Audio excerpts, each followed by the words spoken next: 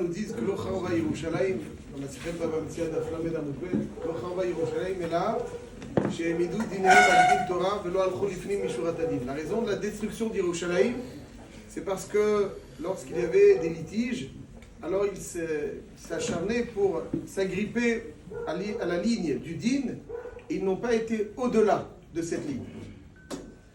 Et la question, bien entendu, est double dans cette Gemara. Il y a un din. La ligne du din, c'est ce à quoi tout le monde est astreint. C'est une obligation. Celui qui ne respecte pas ses obligations, il a une sanction. Mais quelqu'un qui ne va pas au-delà, c'est pas le din, c'est un bon vouloir. Si je veux aller au-delà, tant mieux. Si je ne veux pas aller au-delà, est-ce qu'on peut me sanctionner là-dessus? Pas sanctionner sur... Si on sanctionne quelqu'un qui n'a pas été au-delà du din, ça devient le din. On ne peut pas sanctionner quelqu'un qui n'a pas fait plus que ce qu'il aurait dû faire. Quelqu'un qui ne fait pas ce qu'il doit faire, certes, il y a une sanction, mais quelqu'un qui n'est pas astreint à quelque chose et qui ne fait pas ce qu'il n'a pas le devoir de faire, alors c'est pas sympa, mais on ne peut pas le sanctionner là-dessus. Or, quelle sanction? Khurban Habayit, le Khurban du Beit HaMikdash, et parce que Lo al-Chol Lifnim Mishurat Adin, comment on peut sanctionner aussi sévèrement, la sanction la plus sévère qu'on puisse imaginer, parce qu'on n'a pas été au-delà du din. Lifnim Mishurat Adin. Et Tosfot aussi là-bas, la question, on sait que Beit Sheni nechrav sur Sinat Chinam, pas sur Lifnim Mishurat Adin. Comment concilier ces deux Gemara? La Gemara dans Yuma, elle dit que c'est Sinat Chinam, et la Gemara dans Baba Metzia, elle dit Lo achil Lifnim Mishurat Adin. Comment peut-on concilier ces deux enseignements? Il me semble que l'idée qu'on peut donner est la suivante. En réalité, ne pas aller au-delà du din, c'est très révélateur. Et ça s'inscrit parfaitement dans le profil que vous avez dessiné, qui est le profil idéal, un profil dont le Ham Israël a besoin terriblement. Plusieurs Tanaïm ont à leur tour dit une phrase qu'ils considéraient comme une phrase capitale du judaïsme. Rabbi Akiva, on sait, Ve'avta l'ereacha kamocha, c'est klal gadol batorah. Klal gadol batorah, c'est un principe fondamental. Il y a dans le Torah de Kohanim Ben Azai qui vient et qui dit, j'ai un klal encore plus important que celui de Rabbi Akiva. Zeh sefer toldot Adam, lorsqu'Akadosh Baruch Hu a créé l'homme, Betzelem Elokim, Bidmut Elokim, il a créé. Donc il a créé à l'image d'Hachem. Pour Ben Azai, ça c'est un des fondamentaux encore plus importants que celui de Ve'avta l'ereacha kamocha. Alors qu'est-ce qu'il a trouvé de si singulier dans ce pasouk qui constitue pour lui le principe par excellence du judaïsme sur lequel il faut s'acharner? C'est là, tout se trouve ici. Betzelem Elokim, Hachem a créé l'homme à son image, tout se trouve dans ce verset. Qu'est-ce qu'il y a de si...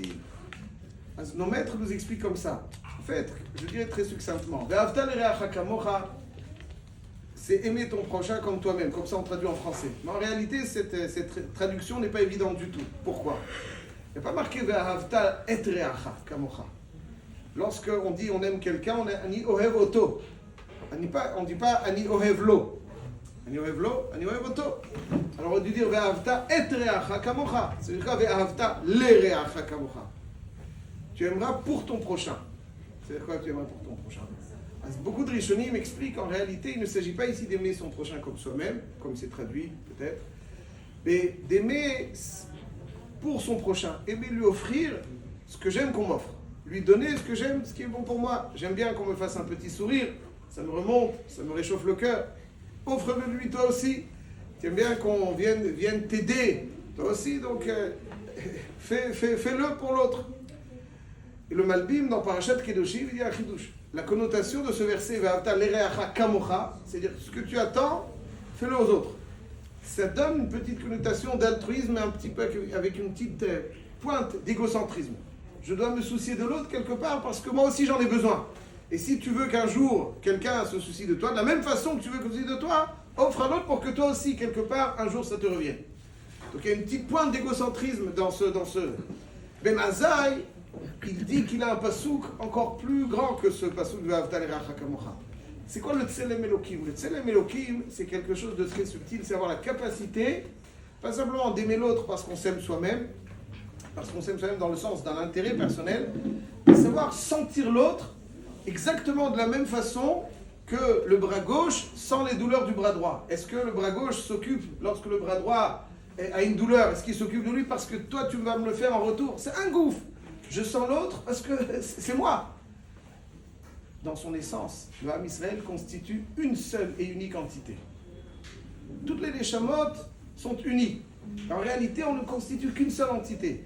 Et idéalement, quelqu'un qui a imprégné correctement son Tselem Elohim, qui est devenu donc à l'image d'Hachem d'une certaine façon, s'est imprégné de son Tselem Elohim, il a la capacité à ressentir l'autre comme si c'était une partie de lui-même. Pas à se soucier de l'autre parce que ça lui reviendra en retour, mais à se soucier de l'autre parce qu'il vit l'autre, il le sent. Et c'est un petit peu la description du Aïn Tova. Aïn Tova, Lev Tov, c'est-à-dire voir l'autre avec un regard bienveillant, c'est être content des joies de l'autre, heureux des joies de l'autre. Ça c'est Aïn Tova. Je vois l'autre, quelqu'un qui a Aïn, qui n'est pas Tova, un regard mesquin, un regard réducteur. Quand il voit chez l'autre du bien, il cherche à l'avoir lui-même. Mais quand Aïn Tova, c'est voir l'autre être heureux de son bonheur. Participer à ses tristesses. Sentir lorsque quelqu'un a besoin de quelque chose, lui donner un bon sentiment. Lui donner un bon sentiment. C'est énorme. Ça c'est être Betzelem Elohim. Sentir l'autre. Lev Tov. Lev Tov. Aïn Tova, Lev Tov, c'est un cœur duquel jaillit tout ce qu'il y a de plus. C'est un producteur de bonheur. Et il sent l'autre. Il a la sensibilité pour savoir ce dont l'autre a besoin. Et il sent ses besoins, parce que c'est pas tout le monde qui est capable de sentir les besoins. Il y a des spécialistes, des Géonim en Chesed, comme vous l'avez très bien défini, des spécialistes qui ont le sens pour deviner ce qui manque à l'autre, ce qui le renforcerait, ce qui le réconforterait. Pas tout le monde a cette sensibilité. Ça, c'est l'expression du Tselem Elohim. Nous dit Ben Azaï, le niveau suprême de l'homme, ce sur quoi il doit s'investir, c'est de s'imprégner de son Tselem Elohim. Donc il y a une siyat, plus un Tselem Elohim, alors plus on sent l'autre. D'une certaine façon, je terminerai là-dessus, c'est ça. Il me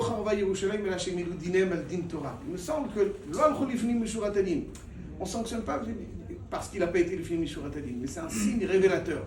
Le signe révélateur est le suivant: quand deux personnes se présentent devant un din, alors il y a deux façons de le vivre. Ou bien il y en a un qui dit, moi je vais gagner et je vais l'écraser à l'autre.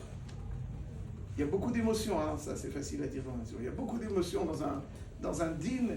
Celui qui a un petit peu assisté à un din, c'est très émotionnel. Donc il y a ce qu'il y a. Aval, l'ifnim mishuratadim, c'est-à-dire quand le dayan il propose une pshara, il lui dit viens, faisons en sorte que les deux parties soient satisfaites du verdict. Faisons en sorte. Il dit non, moi je veux être satisfait, je veux tout prendre, je veux tout manger. Et l'autre n'intéresse pas. L'autre dit il a tort, je vais lui montrer. Ça, l'ifnim mishuratadim, c'est le signe de la capacité à sentir que l'autre aussi doit être satisfait. Pourquoi moi seulement je dois être satisfait? Lui aussi doit être satisfait.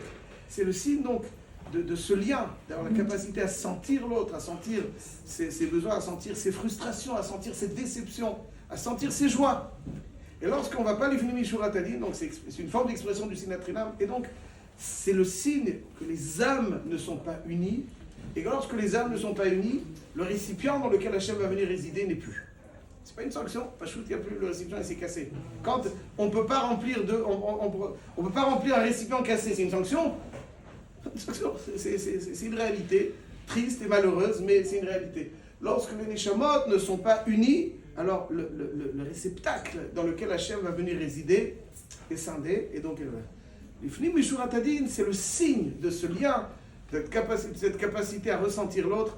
Et donc voilà, Ben Ametzarim, c'est la grande leçon de Ben Azaï, du Tselem Elohim, cette capacité à ressentir l'autre. Et quand quelqu'un ressent l'autre, ça va dire qu'il a des zrouyotes innombrables, parce que toute sa vie, quand on sent l'autre comme on sent soi-même, alors on est sans arrêt attentif à ses besoins, on le réconforte, et chaque chose est indispensable et un mérite splendide, et c'est ça, Bezrat Hashem, qui accompagne l'homme. On souhaite que Tehenavshot Tzura Bitzor HaChaim V'yamod Legoalo Leketz Hayamim. Amen.